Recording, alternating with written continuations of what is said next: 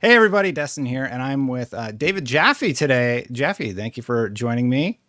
You're welcome. Yeah, Thanks for having me. it's Your great. name is Destin. There's That's a right. city in Florida that we used to go to in spring break called Destin. I love it when people know Destin, Florida, because they can say Oh my yeah. name properly. And we stayed at there was a place called the Aegean that we went to every year in Destin, Florida, and it was some great memories there. I tell you what, the kids better be going to the Destin this year, not in Mexico, if they want to come back alive. What's Did you going see on there? No. You don't know what's going on there? Oh, No. there was a kidnapping. Well, right? there's like two different big things that just started happening. The cartels are now targeting Americans, and the State Department put out a warning and said, "Look, I know a lot of you kids have reservations, but you don't want to be going down there because they're gunning for Americans now, because that's just what's happening at this time of the year in Mexico, at that part of the town or in that part of the country." So yeah, it's crazy. I don't know what's going to happen. It's very worrisome. Yeah, that's terrifying. Yeah, but Destin's a great place. I was going to say your background next. Also, you keep up on the news, the regular news. Oh, I thought you meant that background. Yeah. No. I keep up on everything. Yes, I love news. Yeah. So you've created a game called God of War, and this the Twisted Metal. That's the first thing in your Wikipedia. Did you just call it the Twisted Metal? Yeah, just it's like my ex-wife calls it the Cookie Monster. And I'm like, no. It's just Cookie Monster. But anyway, yes, Twisted Metal, God of War, the two I'm most known for, yes. You were a designer on Mickey Mania. Mm-hmm. Did Warren Spector ever show up and just be like, I love Mickey? No, Warren at that time, I mean, I didn't know him. I probably didn't even know of him because I wasn't a PC gamer. He was probably doing one of the Ultima Underworld titles at that time. So no, this was all done with Sony ImageSoft and Disney directly, and a company called Traveler's Tales, which went on to make the Lego games and be incredibly successful. Yeah. So no, Warren wasn't involved, but Disney sure was. It was great though, actually. They had actual Disney animators doing all the cell animation that then we converted to digital, and just like Aladdin did. It was a very heartbreaking project because it was my first time doing video games and sort of co-lead designing or co-designing. I didn't know what I was doing. I made a lot of enemies. It was miserable, but we emerged with something pretty good, and I'm grateful for that. So it was a good learning experience. That's cool. You also created Drawn to Death. That was when you had the Bartlett Jones Supernatural Detective Agency. That's right. That company is no more, right? That is no more. No. And I think that's the last thing I have. Yeah, I'm doing game consulting right now for a company called Movie Games in Poland, and we're all, they got on my radar for this adults only erotic horror game called Lust from Beyond, and I picked it up because I was going to play it on my stream because I was going to make fun of it. I was like, oh, an X-rated, PT. Okay, what is this? And it ended up being really cool and really disturbing and really interesting. And so I started talking about it, and they reached out to me and said, hey, do you want to maybe join the board and consult on some of our new games? I said, sure.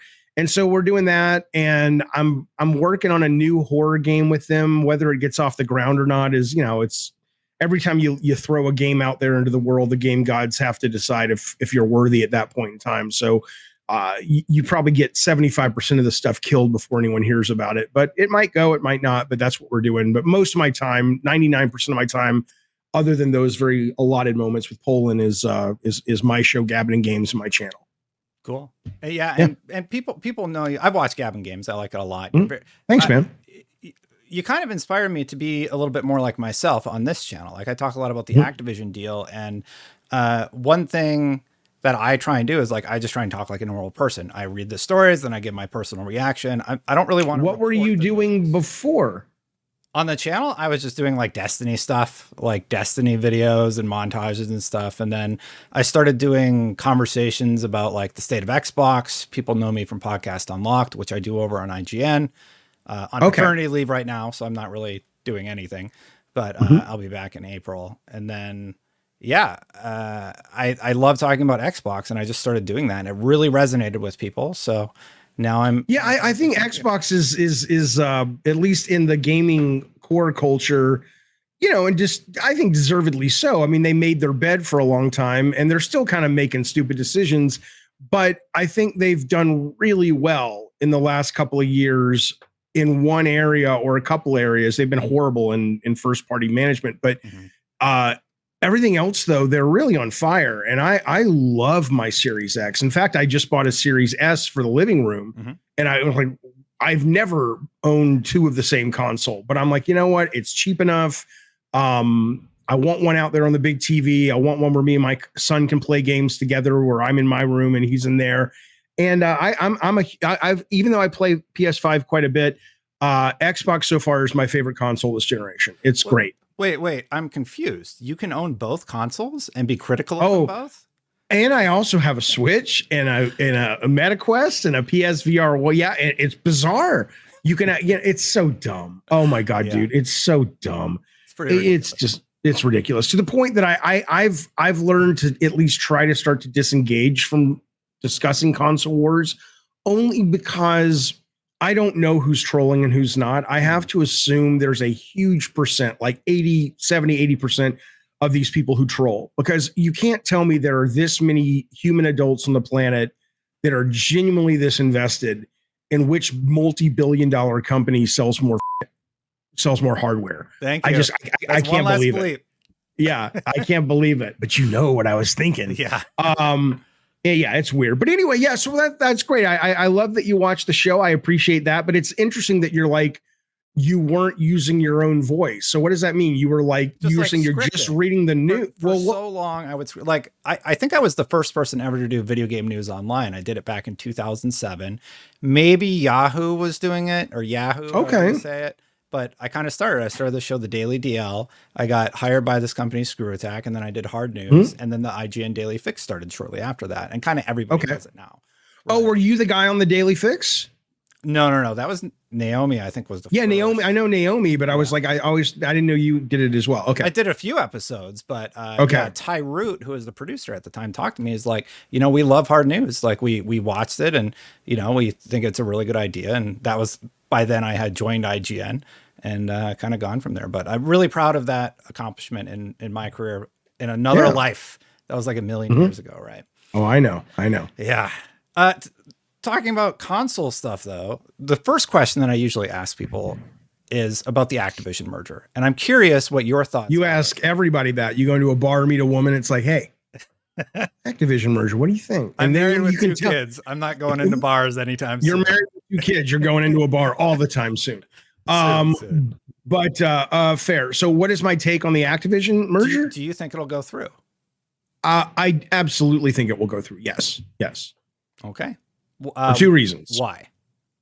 Well, the first reason is I listen to people who are smarter and more educated than me, right? So I'm in no position to really discuss law at all. Certainly not Federal Trade Commission, regulatory body governed by their internal law and the politics that drive it and all that, let alone the law in general. Like, this is what it means to be a monopoly according to this definition, blah, blah, blah. So when I hear people, whether it's like Hogue Law, or I hear people like Pactor on your show, or Pactor since the beginning, it just seems like, okay, well, their logic sounds sound. So, okay, I'll believe them. But the other part is, I think, I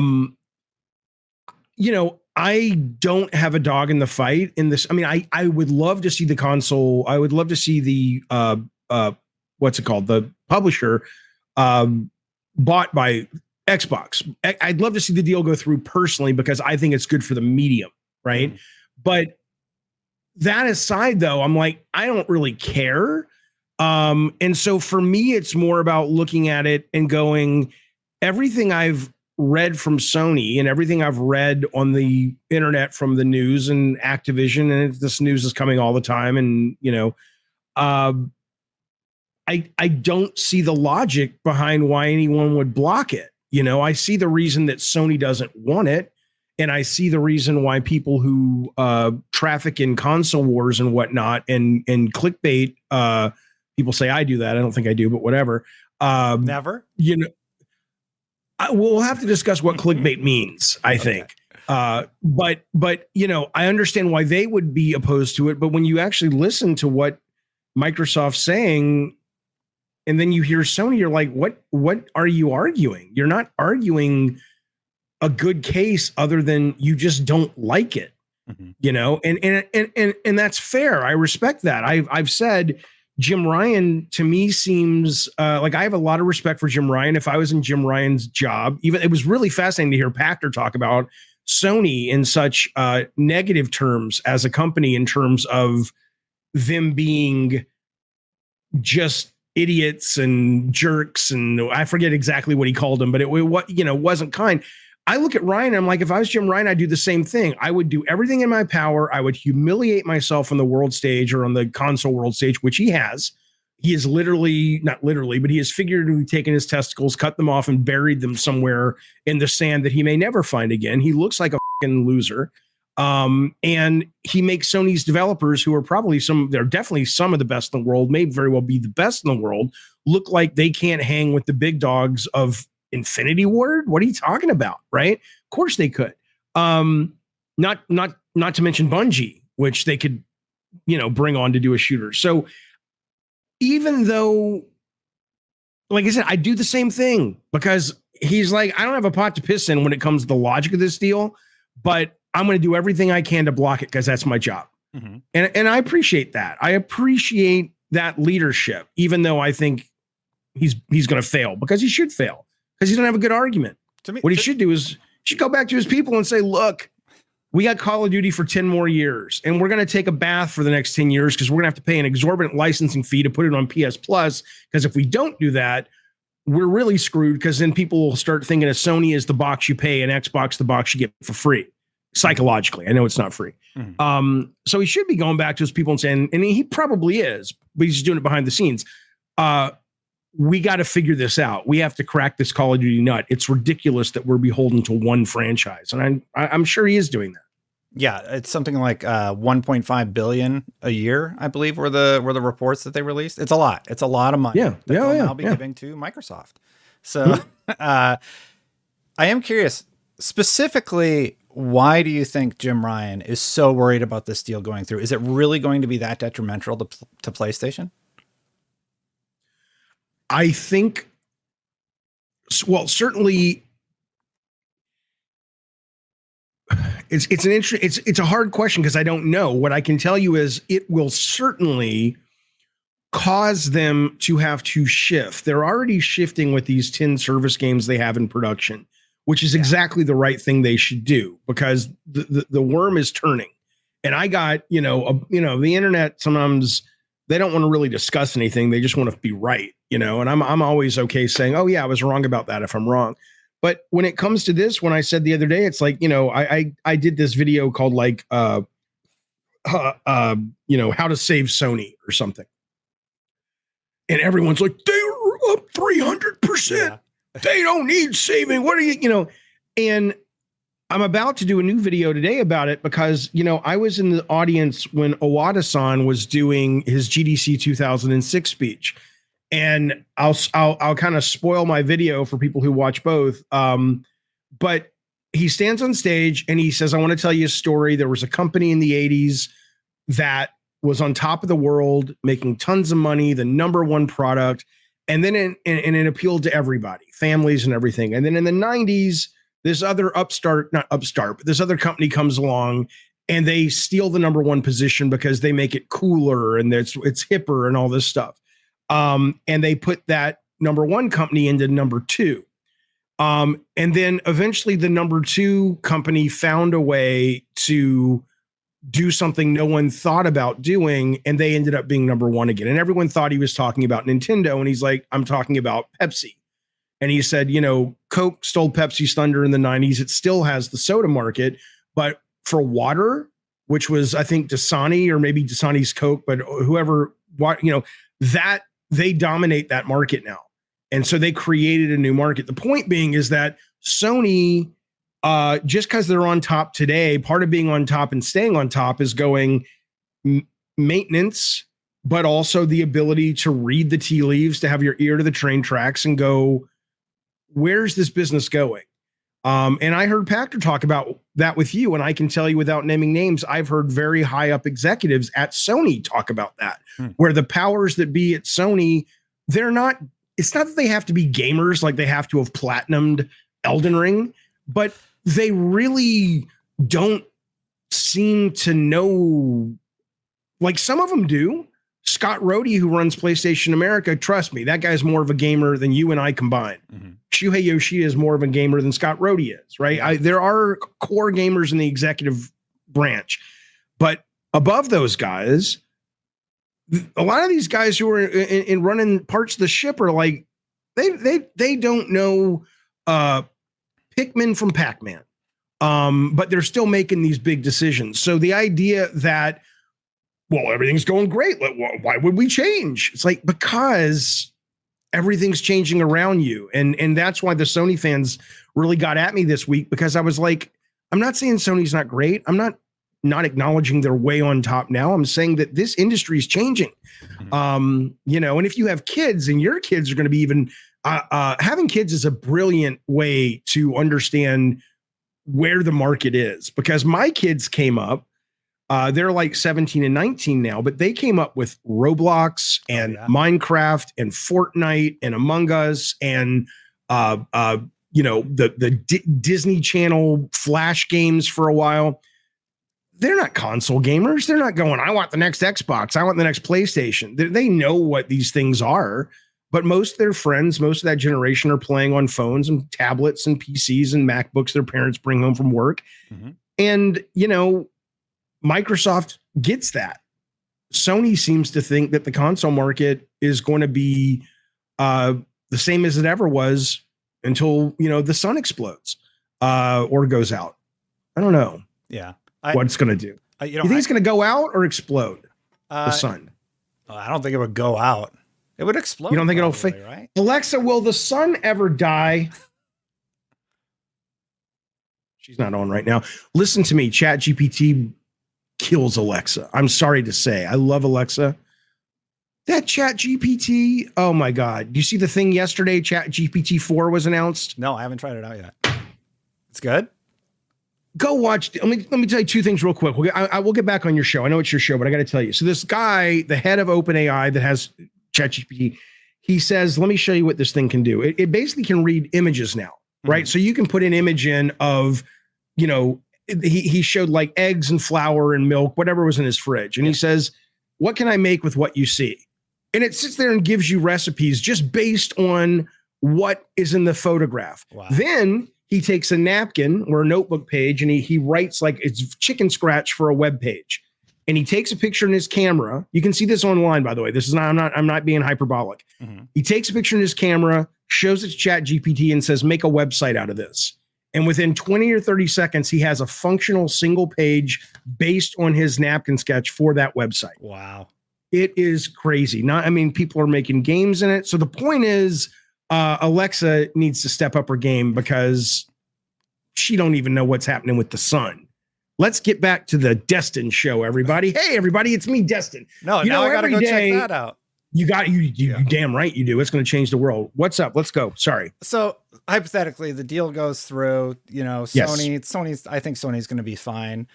I do want to comment on something that you said really quick. A lot of people give me a hard time because I'm very critical of Sony. I saw you made fun of them for being first to $70, your little animation with Jim Ryan. Oh, it's not, don't call it a little animation. That almost got an Oscar. That almost got an Oscar this year. Oh, come on. Well, it was lovely. $70. Oh, I love it. I love it.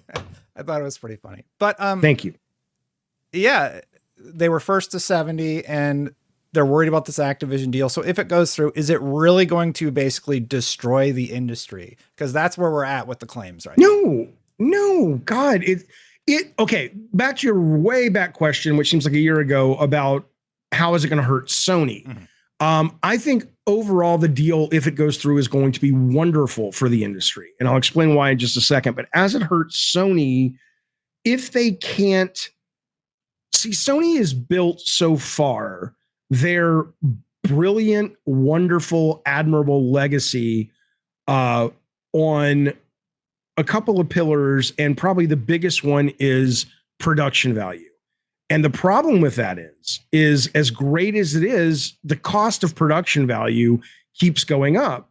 The cost of games goes up a little bit, 60 to 70, but it's not keeping track with that. And then the number of people playing those games, Sean Layden made a comment about this before he left being the head of PlayStation, where he's like, the number of core gamers has not grown or shrunk since 1994 when PlayStation 1 launched. He says the pie gets broken up differently between Nintendo, Sony, and Xbox every generation. But the number, and I want to say he put it around 200 million to 250 million or something like that. He says that number is stagnant. And it's like, so your budgets are going up. Your player count, though, is not going up. Prices are going up, but not really. You'd have to be charging a lot more to make up for that difference. He's like, it just isn't sustainable, at least the way first party does business now. So I think really Sony is this is one of those things where it's like, if all Sony has, and I know this isn't true because I know a lot of the people over there, they're blisteringly talented. If all Sony has is the ability to make single player production, high production narrative based games, and I know I'm not discounting MLB or Gran Turismo or whatever, but they've built their foundation on those kinds of games, the Gods of War and the Last of Us and Uncharted and Tsushima and all that stuff, which I love Tsushima. If they're not able to say, yeah, we want to keep doing this, but we have got to get some of that, whether it's a games as a service money or some of that cheap games that go on to blow up massively for some reason, if they can't go there, then I think, yeah, they're doomed. And I think what this deal going through will do is it will force them faster, although they've already had to pivot, to adjust to the new world of that everybody else has been seeing for, certainly a handful of years. I think what's really cool for PlayStation gamers, is we're already kind of sort of seeing in the last 2 months PlayStation Plus, and I don't, they're so stupid at naming their shit. It's so dumb. I subscribe to the highest tier. I don't know what it's called. Is that premium? I don't know what it's called. You don't either. You're thinking it's premium. Platinum. It's extra and then premium, I think. Yeah. There's 3. PlayStation Essential is the basic one. Mm-hmm. And then extra. It doesn't, it's so dumb. Anyway, the point is, the last 2 months, 3 months, they have been stepping up and they have been giving really good output for people who subscribe. Like this last month, they had, well, what was, I'm trying to remember already because it goes so fast now, but what was they had a day one drop this month, which was awesome. I can't remember, but I agree. They have been really and then next month games. Yeah. And then next month they're launching day one with Meet Your Maker, which I don't know if it's going to do well. It's from some of the guys who left Dead by Daylight, but I played the demo at Steam Next Fest and it's really clever and really cool. That's day one. Even though Xbox has had it for a while, they're putting Phoenix Rising or whatever that is, the Ubisoft Greek mythology game. That's day one. They have that Breath of the Wild open world. Is it called like Tichi or TCH, whatever, about this little girl on an adventure? Oh, yeah. That's day one, all service based. So as much as Jim Ryan is probably correct, where he's like, look, we're not going to be able to put our massive games day one.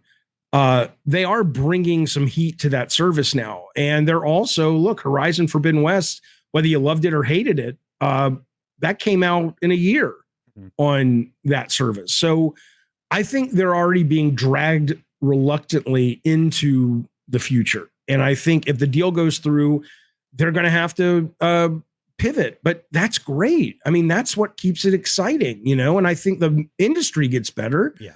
I heard Pachter talking to you and I thought it was very correct and insightful when he was talking about in the 1940s, everybody loved the movies, but you saw about 15 a year and you ended up only going to the theater. And now we consume so much more linear media, whether it's movies, long form narrative TV shows like The Last of Us, TikTok, YouTube, whatever. There are more people engaged in that medium now. And the idea, and it's because the business model's opened up a reason. Can you imagine? It's like, hey, you want to go watch TikTok? Sure. Give me $15 a ticket and watch it in the theater. It wouldn't work, right? It works because the format gave rise to a business model, or the tech gave rise to a business model. So suddenly if you're streaming your games or subscribing to your games and you're trying stuff you would have never tried before, Sony, not Sony, it launched on Sony, but there was a game that just came out yesterday. It was a 4-hour game called The Wreck. It's like a visual novel meets Gone Home. It's emotional. It's really cool from what I played. I played a little bit of it. There's no way most people are going to pay $20 for that game. It'll come in and out of their mind if it comes in their mind at all. But suddenly that's on a subscription service. Suddenly it's like, well, I'll try it. Mm-hmm. And it opens up the world of games. So that's why I very much think that I want the deal to go through at an industry level. I don't care if it's Microsoft who does it or Sony or Nintendo, but the more we can lower the barrier of entry and make gaming easier to get involved with, the more people come in, and the more people come in, the more money there is to create more interesting stuff. And that can only be good for games. And I think Stray, to your point, that has been my TED Talk. I appreciate it. Stray was one of those day one games that hit their service and they're like, yeah, it did great. Annapurna was like, yeah, it did great. And I'm like, so is it really that bad if it hits on day one? I think, every game is different with the economics, right? If a Stray probably cost 30 million, maybe a little more to make, and maybe that's overdoing it. But, you also have Sony first party games in production right now that are like over 200 million. That may not work as well given how many people subscribe at the moment. But, I'm sure they can figure that out. But whether or not they do day one everything, which I don't think they will, or whether or not they just kind of do what they're doing now and just keep it up and also let the audience start to know, when a big game comes out, if you don't want to pay for it, other than subscribe to it, within, depending on the game, 6 months to 14 months, everything will eventually be on the service. And if people can learn to depend on that cadence, I think they'll be more than fine. But they got to really, get in there. So what will they change if it goes through, or what would you like them to change currently? Because one of my favorite quotes that you said recently was effing compete. And I absolutely agree with that. They have all these great shooter franchises that are just dormant. The Resistance franchise is dormant. The Killzone franchise, they haven't done anything with that. Well, they have Bungie. Before. They can make Bungie. Right. Well, what I would like to see them do, honestly, if it were me, I would like to see them do 3 things. I would like to see them put money into a pot for their internal studios. So, and not like, oh, look, we're Naughty, we're Naughty Dog. We did some little throwaway game for the PSP or the PS Vita, but like actually make a real big boy game, but do it not very expensive, almost to have like a indie label within PlayStation, but it's still driven by the same sense of competition and quality and creativity, and make games that they can afford, like a Hi-Fi Rush or whatever, to put out on day one. Mm-hmm. So it's like, first off, we will always have a lot of content coming to PS Plus to compete with Game Pass that has that Sony brand that you love. And it may not be able to be brand new. It may be, hey, I didn't finish The Last of Us Part 2, but I loved it. Let's take one that's a little bit less beloved. Remember chapter 8 in Uncharted 4 when Sully disappeared and you didn't know what he was doing? We're going to release a 4-hour Sully adventure in February, exclusive to PS Plus. It's basically right. So, and then you could do new things and whatever. I'd like to see them do that. I would like to see them, like I said, commit to some kind of deliverable time with their big games, because I think their big games are second to none, right? As much as I enjoyed, a lot of people like to crap on Gears 5. I liked Gears 5, but I remember playing Gears 5 at the same time I was playing, I don't know what it was, but it was a Sony first party game. And the difference between Microsoft's narrative-based single-player AAA and Sony's, it's just little things, but they add up. It was like one point the characters in Gears are talking in a cutscene, but it was real-time cutscene. And it would be like one character's looking this way, talking to a character, and the guy who's responding to him, it's just his eyes aren't locked to the model. So his eyes are like, yes, Commander, that's a great idea. And the commander's like, yeah, I think you're right. And they're like, who are you talking to? Right? Little things like that add up.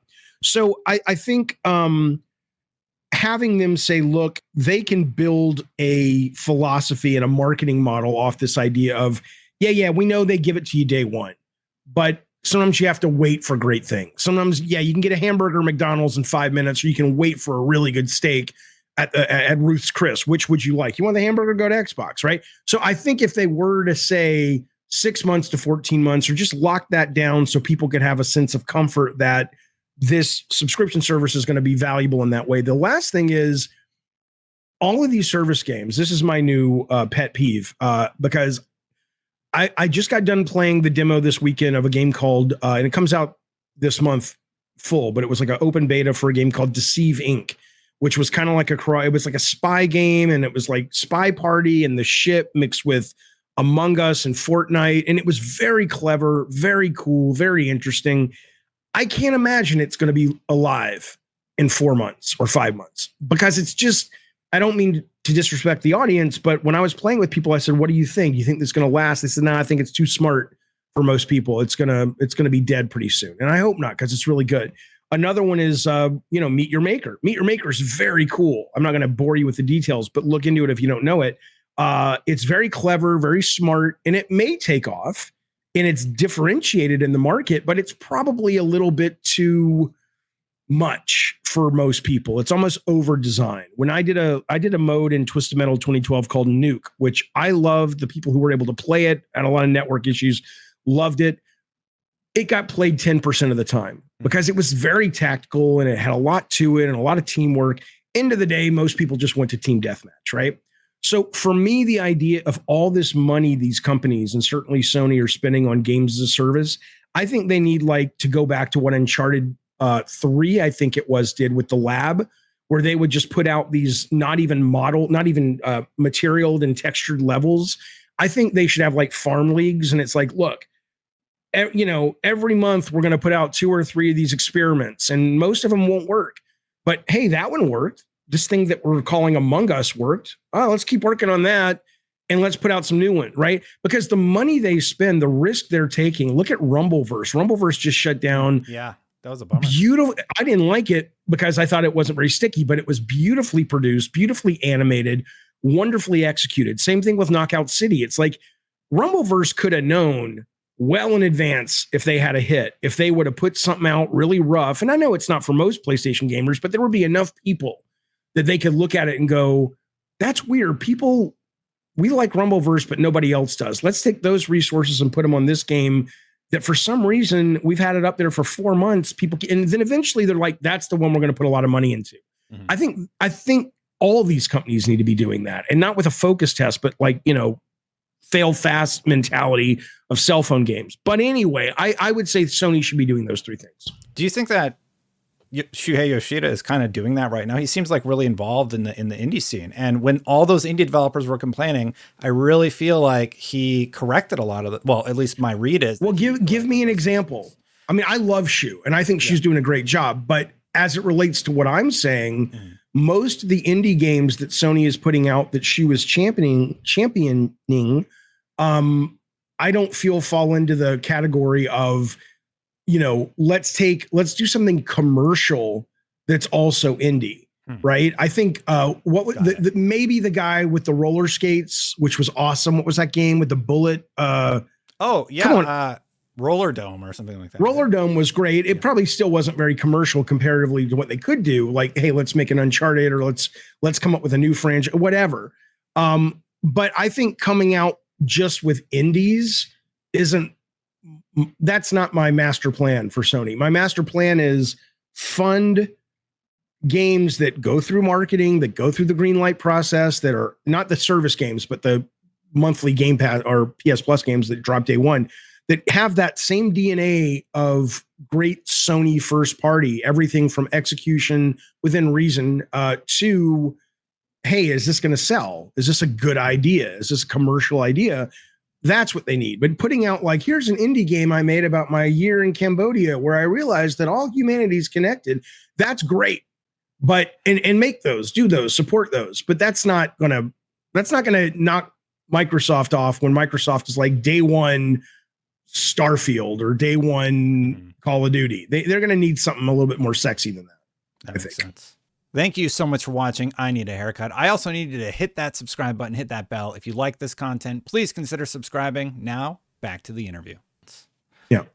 Speaking of Xbox, what do you think that they have done terribly, and what have they done the best in the last few years? Game Pass, again, all Game Pass is it's when Uber first got big and everybody was like, it's Uber, but you know, that whole cliche. It's like it's Uber, but it's for pickles, or Yeah. it's, you know, it's like, okay. It's great for pot though. In California, oh, they just like pizza. It's like pizza. But there's nothing clever about Game Pass other than they just did it. I mean, one could argue that Game Tap got there before Game Pass did. I'm sure there were some, you know, but the fact that with the resources Microsoft has, they said, we want to make Netflix for gaming.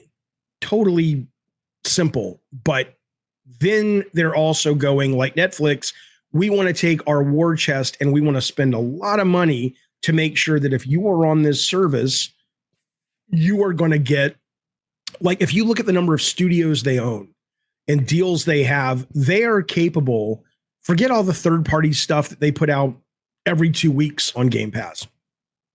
Exclusive titles, they are capable. They own 23 studios right now. They're about to get a whole bucket list more. Mm-hmm. They are capable of having not as robust a cadence as Netflix, but you could be turning on your Game Pass every 2 to 6 weeks with that number of studios, depending on how they break it up. And you could be getting, it may not be a game you love, but you could be getting a real double to triple A game every 2 to 6 weeks that you can't get anywhere else. I think the idea is brilliant, especially when you merge it with the resources of a company like that, right? Mm-hmm. That's been the best thing they've done. The two things that they've just shat the bed on is, you know, I don't understand why they can't seem to manage their teams very well. I understand why maybe people in place. I don't know Matt Booty. He seems like a really nice guy. I've seen interviews with him. I'm like, I'd like that guy if I knew him in real life. But I don't know Sarah Bond. I don't know where the sticky widget is. Other than I know it's Phil Spencer in the sense that he runs the joint and he should be looking at these people and saying, no, get somebody else in there because you don't launch hardware with no software. Or you don't go into a Christmas with an anemic lineup, you know, or you don't delay games over and over and over and over. Or if you do, you better make sure there's something to give the audience in the meantime. Their ability to manage product development is embarrassing. And it's doubly embarrassing because the people who know how to do it are out there. And if you're going to go spend $68 billion on a company, or you're even going to spend $200 million on a single team, you know, in San Francisco, and you don't also with that go out and hire one of these great people, whether it's third party or more specifically poach somebody from Sony first party that knows how to do this, what are you doing? So I think that's their biggest failure right now. Their other one is, I don't think they have made their marketing statement yet. Maybe they're waiting for Call of Duty, but for me, you know, and I know not a lot of people go into GameStop anymore, but let's just assume you walked into a store to buy your shit. I know it's getting less and less, but you can, the concept still works. But imagine, you know, 10 years ago when GameStop was where you went to get this stuff, and you walk in at Christmas time and you're a parent or you're a kid or you're an adult who just doesn't have tons of money or doesn't want to spend tons of money. And it's like, Call of Duty, there's like boxes all in a picture. I see it. It's like Call of Duty and Starfield and this and that, like 20 games. And then they're also all on PlayStation. And it's like, to play these on PlayStation, it would cost you, you know, $685. Mm-hmm. To play it on Xbox, $15. I mean, just that point, I don't think has been hammered home enough, that the fact, because I think the value is staggering. And core gamers talk about it, mm-hmm. but I don't think that's out in the marketing zeitgeist of people beyond core gamers. I could be wrong, but I haven't seen it in a way that I think they should be going, you know, they should have their marketing taking people's heads by hands and going, look at this. Yeah. That's how compelling it is, because their value proposition is as compelling as that. It deserves to be looked at, but I don't think they've shouted from the mountain well, is what I'd say. Yeah, I'm known for a meme where I say something along the lines of, yeah, that's a good point, but did you know that for as little as $1 a month starting, you can get access to 400? Yeah. But, yeah. They don't really market that tremendously well, but they do target the core. And a lot of people, maybe the listeners, are familiar with this, but there's different segments in the gaming sphere. The core is us.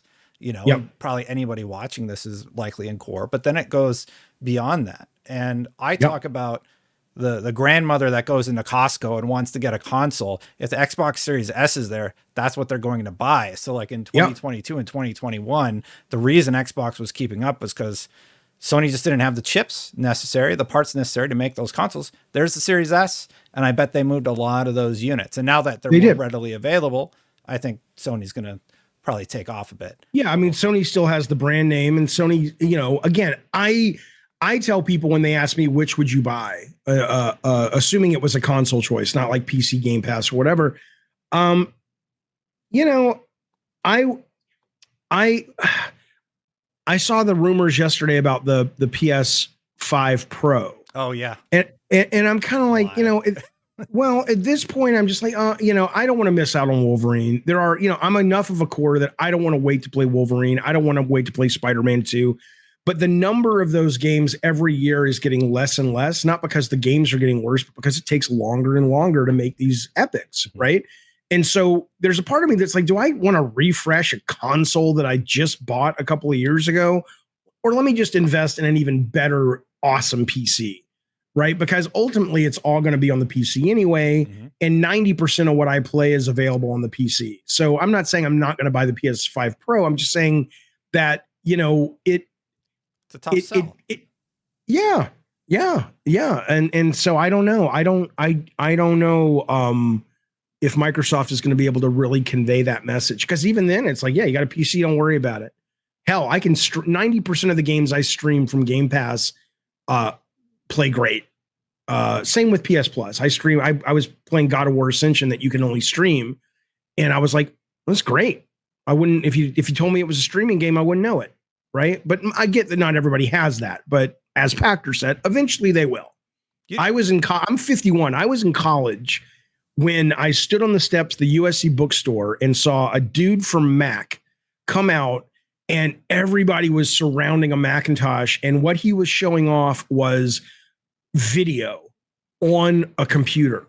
And it was a postage stamp size, literally postage stamp size in the middle of the monitor of some guy at USC that I knew just saying, hey, everybody, I'm Scott. I think it was Scott who did it. And that was it.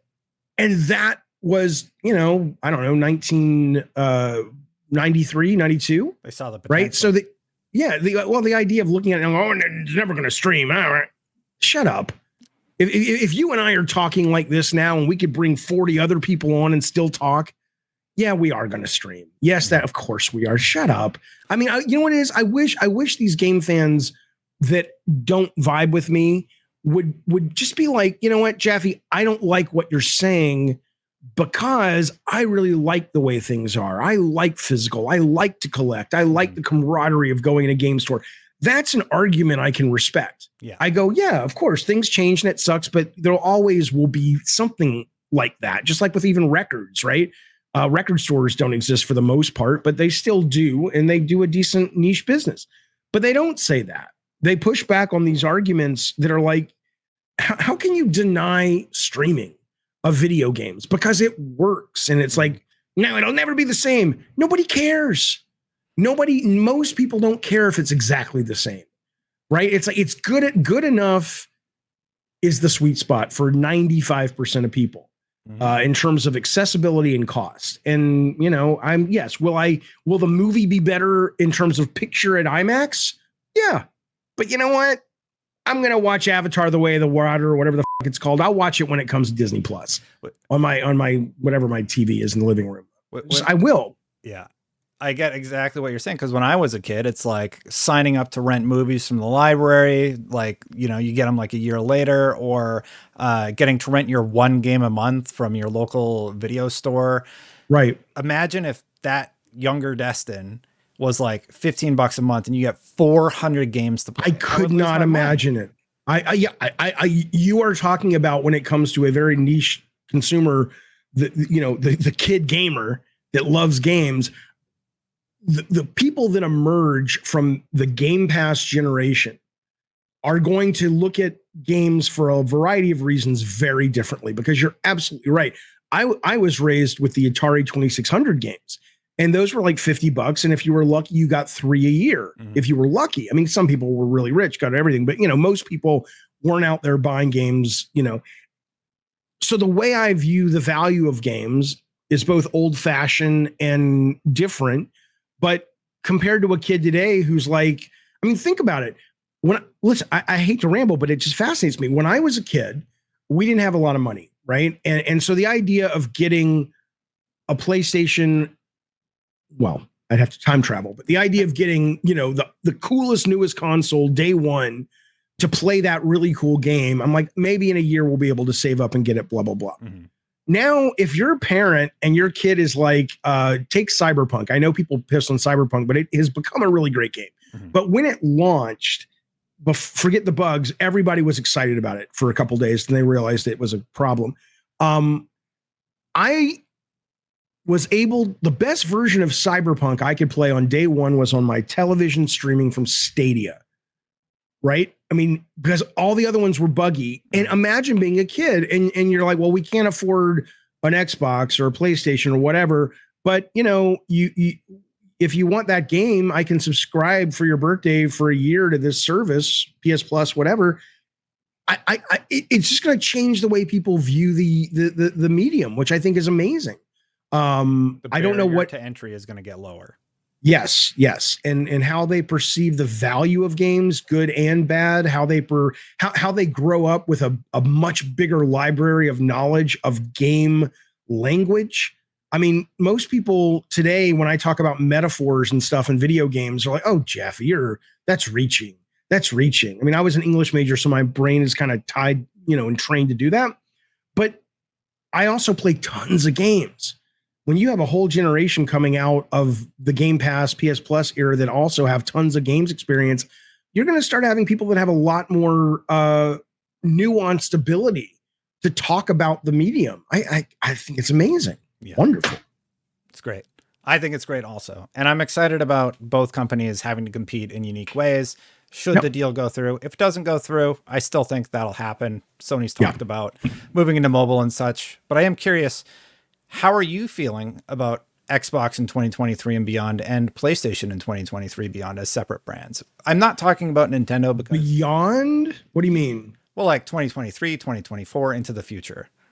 Well, again, to be fair, I'm privileged and I'm aware it's a privileged position that I don't think much about it like that because I have everything.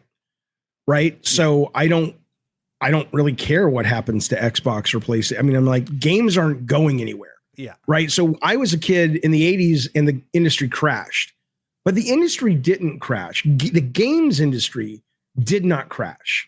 The arcade industry crashed and the home console market crashed. PC games were all over the place. You were never without the ability to play on your Apple or your IBM or whatever you had. So as somebody who puts games ahead of company loyalty, like a company's loyal to you, why in this day and age in 2023, anybody is loyal to a company beyond what they can do for you right now, I don't know, because they certainly have made it clear they don't give a shit about you, whether you're an employee or a customer. So, but that's a different conversation, probably a different show. So for me, I'm just like, I don't really think about PlayStation as a brand or Xbox as a brand. But if I did, I would say right now it's the same as it ever was, which is if somebody came to me and said, what would you buy? I say the same thing. I say, if you really love these first party PlayStation games, if that's the kind of, and there are people out there that's everything to them. They have their sound systems, their big TVs. They want the very best graphics. They want the very best production value. And I don't, shame them for that. I respect that that's the kind of gamer they are. And if they own that, you don't want to be anywhere but PlayStation because they do the best technologically. They do the best production value, on and on and on. But if that's less what motivates you and you could only have one, I would go with Xbox. Even if they don't get their first party management together, even if they don't get the deal, because every 2 weeks I get anywhere from 1 to 8 games. Some are really tiny indie and sometimes they're really big and some are brand new and some are from a year ago. That there's always 1 to 8 that I'm like, I want to play that. Mm-hmm. So assuming nothing changes, I would go with Xbox because I value that more than production value. but I would still miss the Sony games. So the state of them right now is nothing has really changed in the last couple of years. Sony's still doing what they've done. Xbox is clearly doubling down. I'd like to think that in the future, the next couple of years, you will start to see the fruits of these games as a service. Like we already know that the Naughty Dog came out this week and said that the Last of Us factions, or whatever they end up calling it, is going to be their next thing. Mm-hmm. There looks to be a summer showcase from Sony probably before E3, where I assume it's going to be Spider-Man. Sadly, tragically, the PS5 Pro announcement. But I also think that's when they're going to say, here's what's up with factions. Comes out in November. This is what you do. There's a beta coming in August, blah, blah, blah. So I'm excited to see that in the next couple of years. There are a couple games of service. And with Xbox, I'm excited. I'm excited for Redfall. I'm excited for Starfield. Even if they don't get Call of Duty and all that, I'm excited to see what Schafer does next. I'm excited. I loved Wasteland 3 from an Exile on Game Pass, right? They're making a brand new IP Western RPG. So there's more variety over on Xbox right now. I'm all in if I had to choose. So I feel good about both, but based on what I like, I'll go Xbox. But based on my privilege, I don't have to make a choice. Thank God. Well, I just meant as individual companies. Do you think they're going to be doing well in the near future, or do you think PlayStation will pivot their strategies? Individual companies. I didn't know that's what you meant, Destin. You have to be specific. What? You want to know what? So, like, do you think PlayStation is going to move into the mobile market because they've been hiring up there a ton?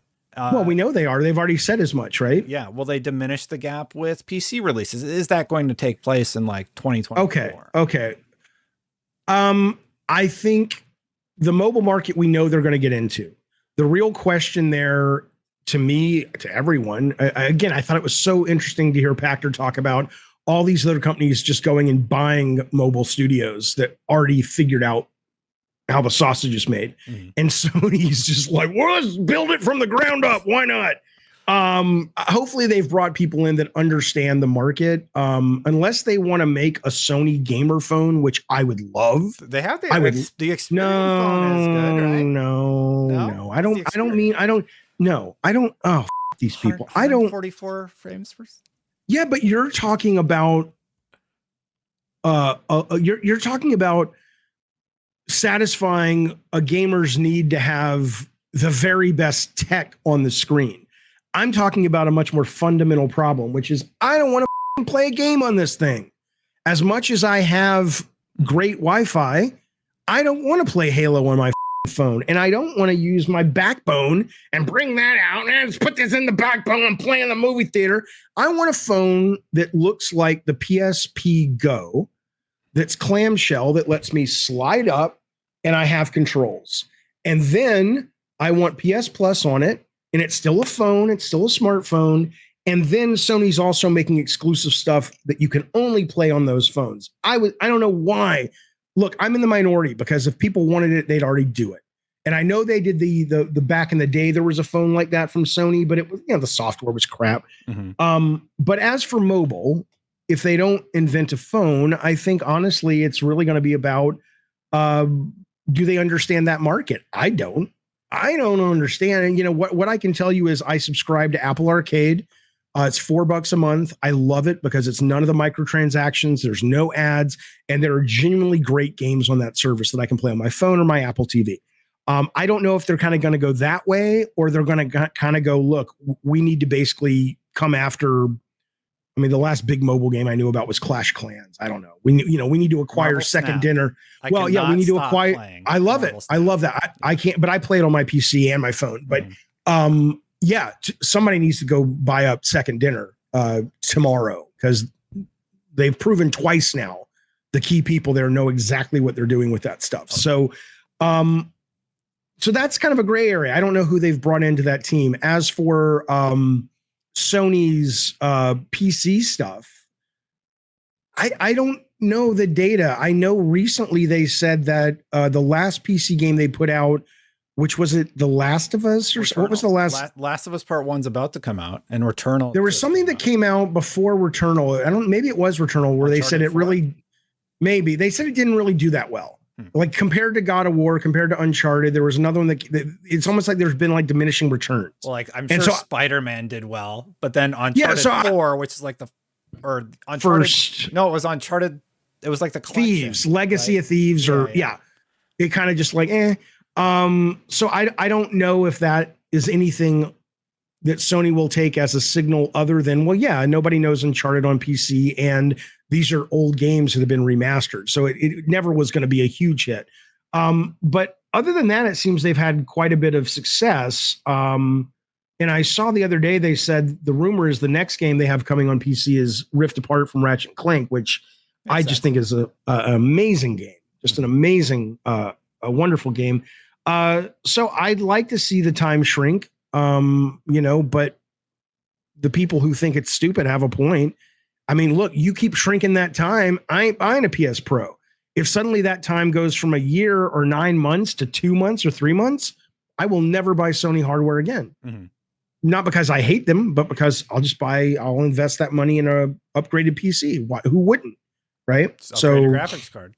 Yeah. Mm-hmm. Yeah. I probably will never buy another Xbox now, but I will continue to subscribe to Game Pass and spend that money on an upgraded PC. Yeah, that makes sense. As for Game Pass, I mean, or whatever the Xbox, assuming the deal goes through, let's say without the deal, if the deal goes through, how amazing is that going to be if you're a Game Pass player? I mean, not just the Call of Duty stuff, but Toys for Bob. I think I heard that they teased a new Spyro.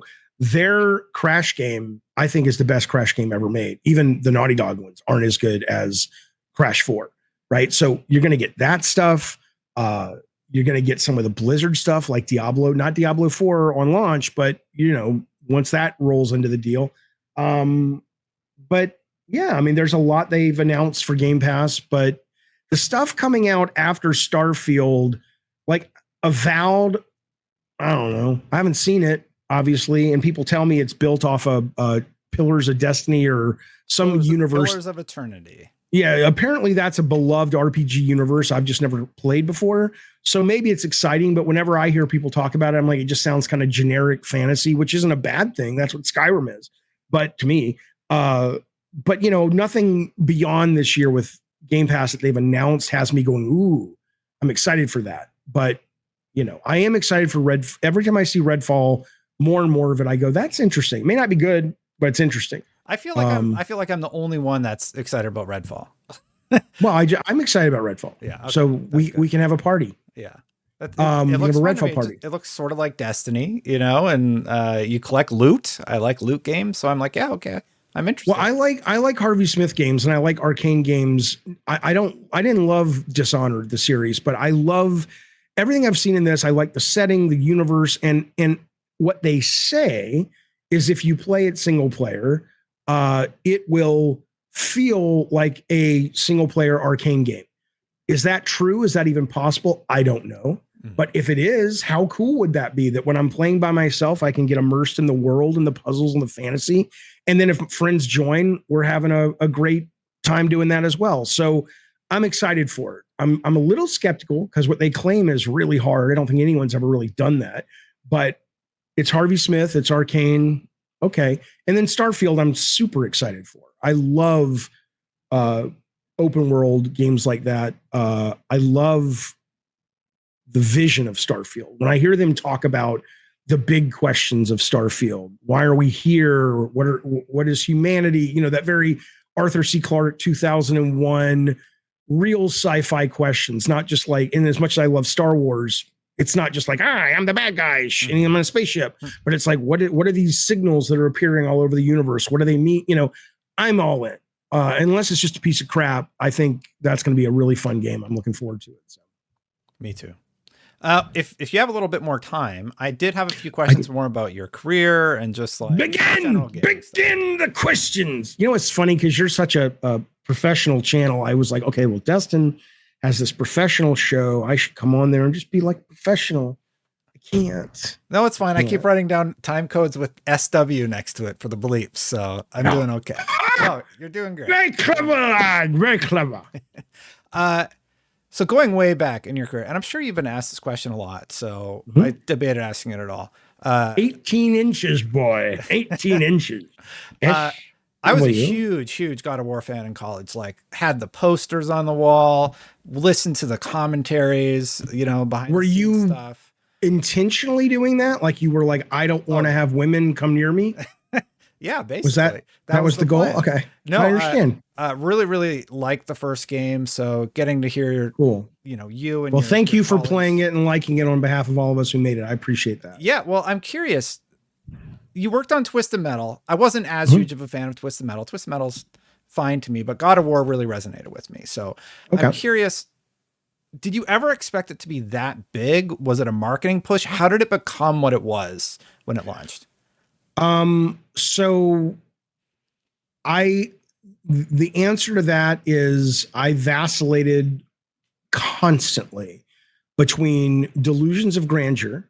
Like I remember sitting in Santa Monica Studios 3 a.m, and it was me and the producer of the design team, Whitney Wade, and Todd Pappy, the senior designer who went on to design and direct Ascension. And I think Todd had gone out to get something from the car. Whitney was in the bathroom. It was just me sitting there, and we had a massive poster of Kratos up on the wall. And I remember looking at it at that moment. I don't know why this has stuck with me. And I was like, we have the next Star Wars, right? That's what I thought. And then the very next day, I went to GameStop at the Santa Monica Place Mall. And this is back when GameStop had these like dummy boxes. So the game wasn't out for another 8 months, but it was like, here's the shelf of things that are coming. And they had the God of War box, and it was clearly this cardboard. It wasn't, and I remember looking at it, and it was surrounded by like, EA games and big franchise. And I was like, oh, we're so, I was like, we are so dead. This is going to bomb so bad. Right. So I would have these peaks and valleys of feeling we were making the next big thing. And then days were, and within the same day going, I wonder what I could do. I remember one night we were all working late and I was waiting for a build to compile, and I just started writing fiction. I'm like, maybe I could be a writer if this doesn't go well. Let me start trying to write prose. Maybe I'll write like thriller novel. I mean, I literally had no clue. And a buddy of mine, the day the game came out, sent me a picture on his phone, which was very blurry back then, of a line out the door at GameStop. And he said, these people are waiting for God of War. I'm like, no way. Right. So I was absolutely thrilled. I didn't know what to expect. I had many moments. And then, marketing got behind it, of course. And that helped, and the reviews helped, and the word of mouth helped. But, Shannon, who produced it, her and I always from the very beginning, the goal was to make a franchise. And so for us, it was just like, did we do it? And suddenly it's like, oh, make another one. Oh, make another one. Oh shit, we did it. It's franchise. And then when Corey came in recently and turned it on its head and revamped it, but still kept some of the core DNA, well, that thing's now going to live, especially if the show's good, for another 10, 15 years. So, I had moments where I thought, of course, that was going to happen because I felt awesome about what we had done. And I had moments where I'm like, no one cares. You never know. My last game was the biggest flop of my career, commercially and critically. But when I was making that, I felt the exact same way as I felt during God of War. I had moments where I'm like, this is special. This is interesting. This is different. And then I had moments where I'm like, maybe I'll start streaming, which is what I did. So you just don't know. You have no clue unless you're working on like, FIFA 2024. Okay, we'll probably be okay. We'll probably be fine with that. But yeah, okay. Well, so there wasn't like a thing. When was it? It was revealed at E3, I imagine. No. It was revealed in a Santa Monica studio private event where it was the main thing, but we also showed like, I don't know, some DLC for this. And I think we showed Twisted Metal Black Online with a network adapter, but that was the main one. And that was a press only event to kind of get ahead of E3 and say, hey, this is what these guys are working on. And it was favorably reviewed or previewed. People were like, it's pretty cool. We'll keep an eye on it, blah, blah, blah. And then it dropped as a full, then we put the demo out and we worked really hard on that demo. And the demo was wonderfully received, which probably was a key reason the game sold so well in that first week, because the demo wasn't just, let's take a little bit from the game, give it 30 minutes. We had a separate intro. We had an ending that ended exactly where you're like, no, wait, what happens? We totally wanted to kind of dangle that thread. We had developer commentary on the disc. I mean, we were like, dressing up for the prom. This has to work, And so that went out, and you could get it, if I remember, at GameStop. And that became a really big deal amongst people. I remember reading EGM one month, and Cliff Bleszinski, they asked him what he was playing. And he's like, oh, I'm playing this God of War demo. Nobody knew what God of War was. And he's like, it's really awesome. I'm like, that's the Unreal guy, So it took a while, but that demo made a big deal, I think. And then the game came out, I think it was March 2005. And back then, who were you, like, who were your senior people at PlayStation at that time? Refresh my memory. I know Kutaragi was still there, I believe. I don't want to say wrong, so I'd rather you just refresh my memory. Kutaragi was still there. Yes, because it was PS2 era. Shuhei had taken over. Shuhei came in and replaced maybe Kelly Flock. I don't remember who it was he replaced, but he came in around Twisted Metal Black. So he came in around the 2001. So he was the main guy. Phil Harrison was the guy who greenlit the game. So I remember Phil Harrison came out in like 2003. We showed him a very rough demo that you can find on the internet and watch it. It was also on the demo disc, I think. And he was like, okay, keep going or whatever, So it was Phil, it was Shu, it was Ken Kutaragi, who I barely knew. I met him once or twice. And I made a bet with Jeff Keighley on one of his shows. It was at Dice. And I'm like, Ken Kutaragi doesn't know who I am. He's like, I'm going to go find out. So at the end of the episode, he found Ken. I wasn't there. He goes, do you know who David Jaffe is? And Ken actually knew who I was. I'm like, wow, that's kind of cool.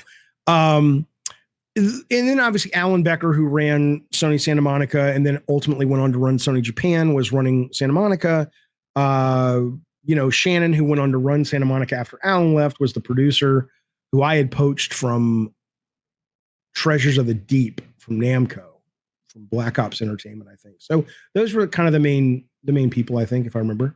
Well, would you say that was almost before, I guess, the PlayStation 4 launched, kind of a golden age for PlayStation? Yeah, it was. I mean, it's one of the reasons I get angry when I hear about how some of those people were either demoted or ushered out to other. And I think Shu is amazing in his role now.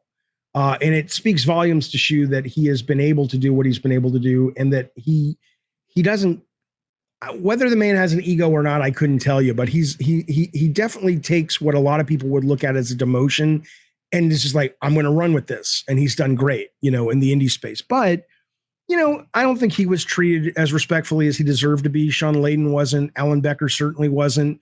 And a lot of Sony today, it's very different, obviously, but it still is easily seen that it was built on the bones of a lot of the work these guys had done and a lot of the vision these guys have had. And I think in that, they deserved a better, at worst, exit from that company. But it was a golden era. It's always a golden era, but it was a golden era for that time, in that gaming was big enough that we were able to sort of start doing games both mechanically and thematically that were more interesting than just what had come in the Sega days and the Super Nintendo days.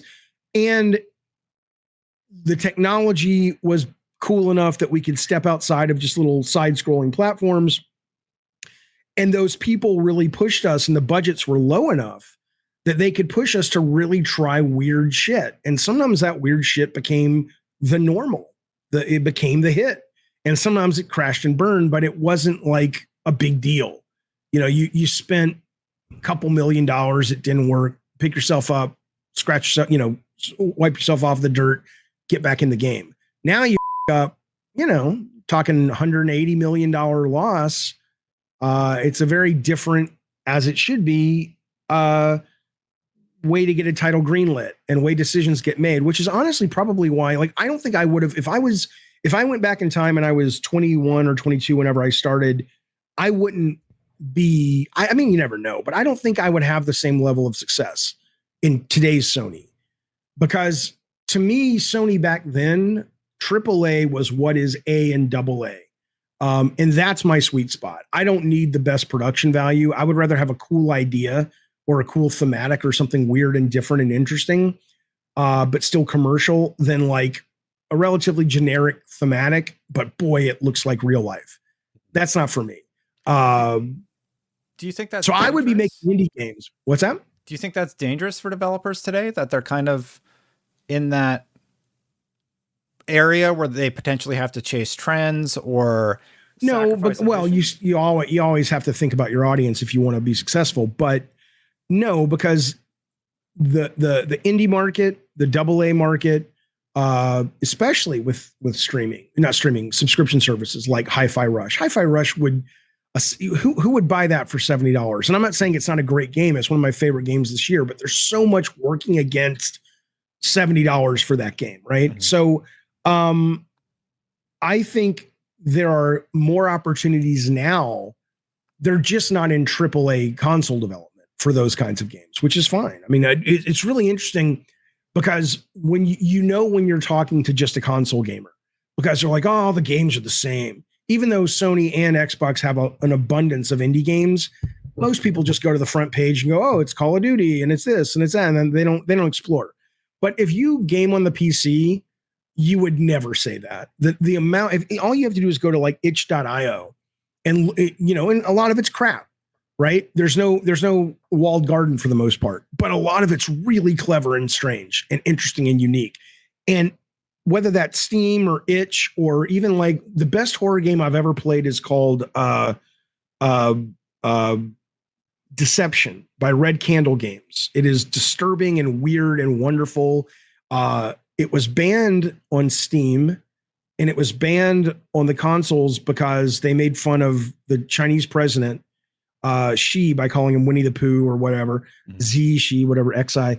Xi Ping, right? And yeah. I always get him mixed up with the Vin Diesel movie Triple X. But the point is that that game is awesome.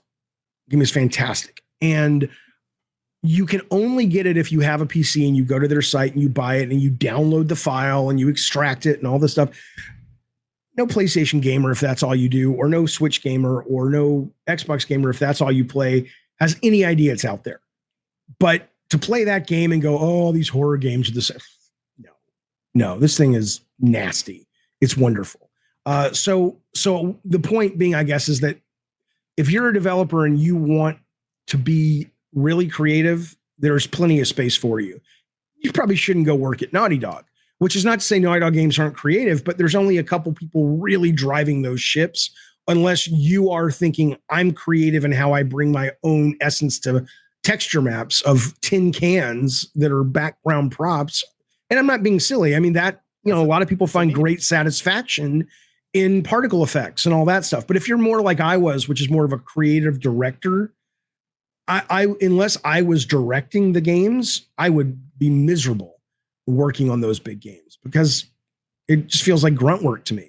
I would definitely be in the A and AA space. Is that kind of why you got out of PlayStation? Oh yeah. Yeah, because PlayStation to me, for my brain, for my ADD brain, for my ability to have people at the studio that trusted me enough to give me enough rope to hang myself or to swing across the chasm, there was a period there, which I recognize very clearly from like 1993 to around 2008. And both in terms of what I could get away with and what sold that I was heavily responsible for, I could do no wrong. I was plugged into the political machine of Sony. I was plugged into the budgets of Sony that I could do what I wanted for the budgets we had. And I was plugged into the zeitgeist of gamers that what I thought was cool, they thought was cool. And as usually happens, which I'm totally okay with, around 2008, I got into like, I don't know when I turned 40. I turned 40 in 2012. So, in that spot there, I could see myself sort of peeling off from what a lot of the gamers were really vibing with and really into. And I could see myself, I put out Calling All Cars that a lot of people still say they really like, and I liked, and it got great reviews, but nobody really cared. It was just like, I was done, and connecting at that level. And so I think by the time Drawn to Death came out, and I, it's my own company, I hired every single person. I had the coolest office. Not my own personal office, but where we worked, the space. I checked every box. I wanted to make this game. I believed in this game. I got everything I wanted. And with everything I wanted, all the work it took to get everything I wanted to make my dream game, my next dream game. And not only did people not show up, but the people who showed up, a lot of them were like, this is stupid. We think this is dumb. There was an emotional wallop. It's like, oh, that hurts. That doesn't feel good. But beyond that, there was a gift of going, oh, I can leave. Like, I don't want to try to fit in at this party that I clearly don't fit in at. There's another party that I like a lot more, which is, I've been blogging for a decade. I've had a YouTube channel for over 10 years. I was like, I really find myself liking that stuff now. Let me go do that. And it's a privileged position because I had made enough money that I could do that full time. Most people can't do YouTube and stuff full time for a very long time. I'm very aware of how fortunate I am in that way. But I didn't want to be at the party anymore. And the party honestly didn't want to have me there anymore. Because I only wanted to be at the party if I could be me at the party. I don't want to be at the party and have to make the games the kids like, because that's not what I liked anymore. In terms of leadership, while you were there, who was the greatest leader in PlayStation history? You can't answer that without a little more nuance, right? I mean, how do you define it, right? I mean, so Kutaragi, without Kutaragi, I'm sure somebody would have come along, but Kutaragi was right place, right time, right vision, right genius. And in that way, he was the greatest leader. But, Alan Becker, who was my mentor and boss and all this stuff at Santa Monica and Foster City and my whole career, without him, there would be no Twisted Metal. There would be no Warhawk. There would be no God of War. There would be no Journey. There would be, all of these. Yeah, there would be anything that you know and love from Santa Monica that has come out from when we started or even before. You have to trace it back to Alan because he greenlit it. He believed in it. He played the politics of keeping a lot of people away from these products when they were sort of on life support because that's what he was great at. He never, I know he's a creative guy as well, but that was his real gift, that he was able to recognize who to bet money on and then protect those people to allow the messy process that is the creative journey to be taken in to reach completion. So to me, and then ultimately Shannon. Shannon is the best production manager I've ever worked with in terms of getting a game from a concept to sitting on a shelf or a hard drive. I've never met anyone better. And I've worked with some great producers, Scott Campbell, Nick Conanellis, but Shannon is a cut above. And I asked her recently, I had lunch with her and I said, how often does Microsoft reach out to you? It's got to be every week. And she says, no, they reach out maybe every 6 months or every year. I'm like, why that Phil Spencer hasn't personally put on I don't know, he has to wear a tuxedo and backed up a truck filled with bags of money like in the cartoons to that woman's driveway? I don't know. Because all he has to do is say, fix this, make this work. It'll work. She'll kill herself to do it, but it'll work. It's insane to me that they haven't done that. That's crazy. Yeah. I hope they do. And Me too. They get their release cadence going. I think 2023 is so far looking better, but we'll see how it all pans. Microsoft is the Ike Turner of video games. And I know you're probably too young to even know what I'm talking about. I think I know it. I don't think it's a good comparison. It's not. Tina Turner is great talent. Ike Turner was a great talent. They had a group together, but he was very dominating and he was very abusive. And he kept saying, I won't hit you anymore. Come on back. I won't hit you anymore. Every time she came back, she got the shit beaten out of her until finally she was like, this guy's a nightmare. Yeah.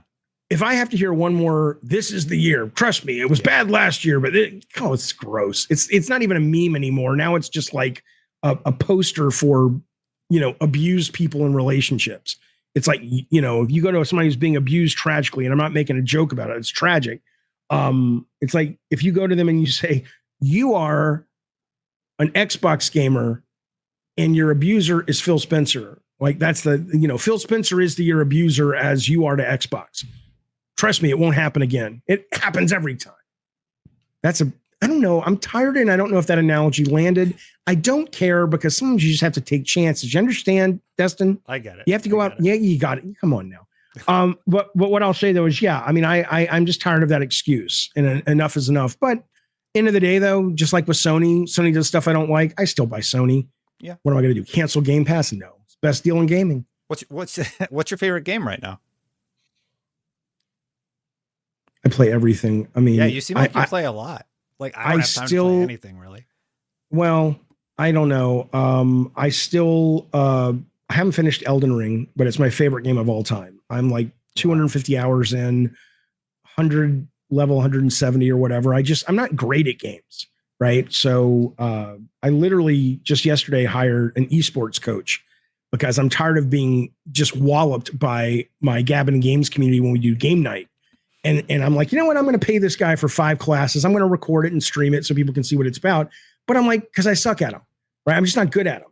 I'm okay, but I'm not good. I'm also old. Reflexes degrade.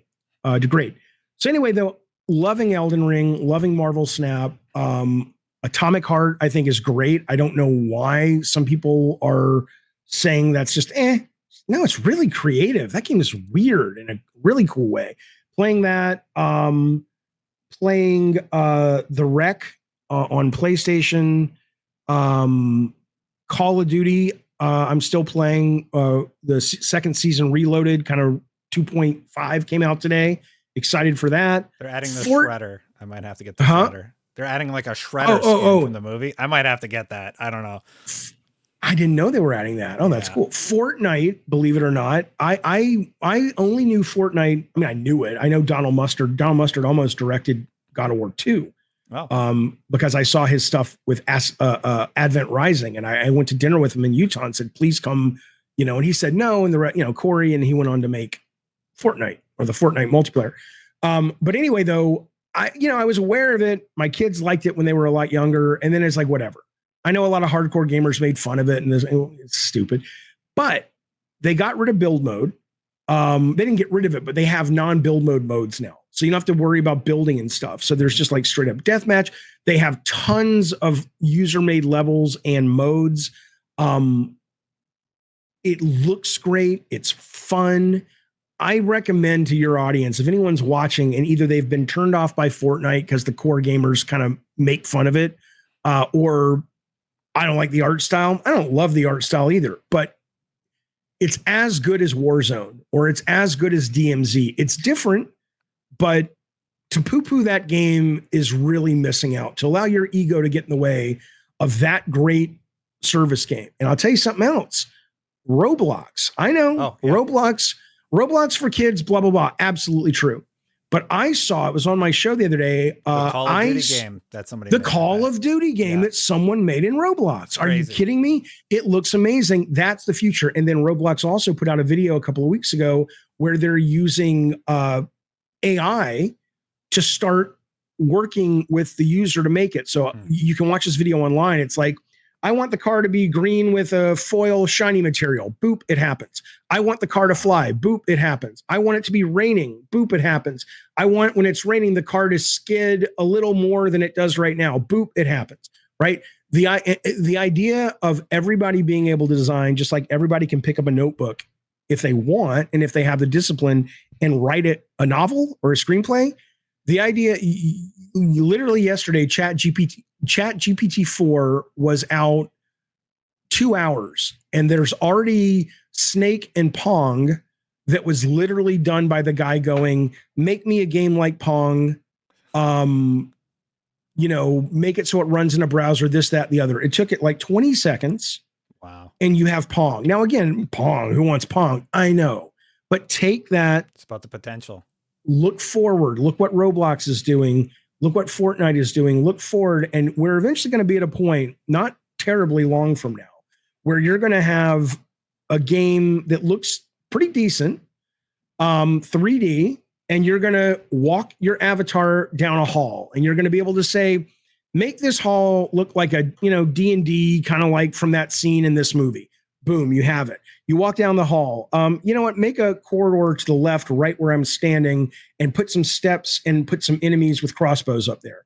Boom, it'll happen. That, and people say, oh, AI is going to take over. Can you imagine all the creative people who haven't, who don't have the discipline or the intelligence or the interest to learn to code, and suddenly you don't have to build the car anymore to drive it. You can just drive. Come on, man. What cool. A brilliant future we have. I don't mind getting older. I don't mind being my age. The only thing I hate about it is I'm not going to live long enough to see the holodeck, and we are heading to the holodeck. You probably won't either. Your kids might, though. But what a neat industry to work in, to cover, to be passionate about. It is so exciting, man. It is just delightful. I love it. Absolutely agree. And this was delightful. I actually really enjoyed talking with you today. Alexa, remind me to send some tea and scones to Destin, because he's a delightful chap. Well, I got lightheaded doing that, Destin. I do like the voice. Besides Grabbing Games, that's on YouTube. What the f*** is Grabbing Games? Your show. What's your show? This show's not called Grabbing Games, but it's a terrible name for a show. I did it when I'm just like, alliteration, Gabbing and Games. Then people are like, is it Gabbin?